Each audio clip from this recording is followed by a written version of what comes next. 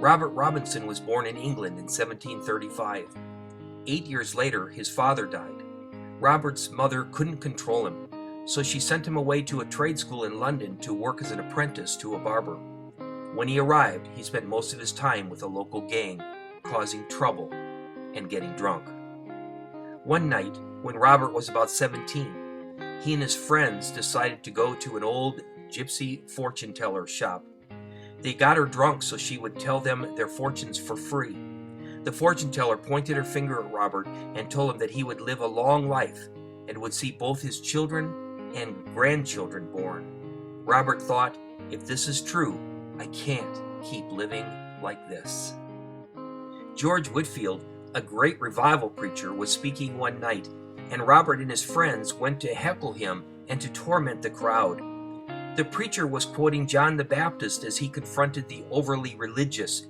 "You brood of vipers, who warned you to flee from the wrath to come?"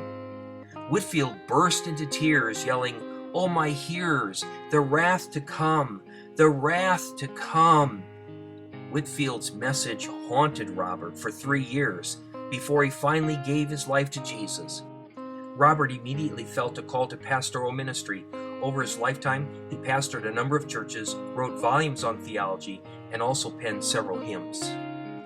In 1 Samuel 7:12, we read how Samuel set up a stone altar commemorating God's help and salvation after a victory of God's people over the Philistines. He called the stone Ebenezer, which means stone of help.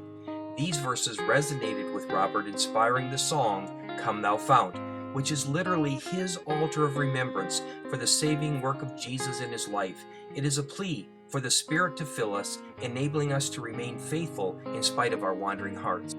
And a wandering heart indeed he had. Late in life, Robinson strayed from the faith. Then one day, in a stagecoach, he sat by a lady who was reading from her hymn book. Not knowing the stranger sitting next to her, she turned to him and told him how much she loved this hymn. He tried to change the subject, but couldn't.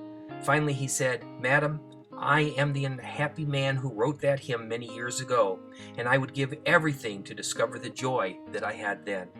The good news is Robinson's life did not end in the far country. In that encounter with the lady in the stagecoach, God used the very gospel words he once wrote as they were spoken from the mouth of this anonymous woman to draw him to repentance and back to a restored fellowship with whom there is streams of mercy never ceasing.